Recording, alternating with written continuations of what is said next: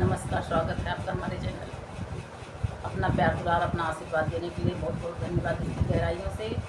और सुंदर सा ये गीत सुनाने जा रहे हैं। ये पसंद आए तो लाइक शेयर सब्सक्राइब जरूर कीजिएगा, कमेंट करना ना भूलिएगा।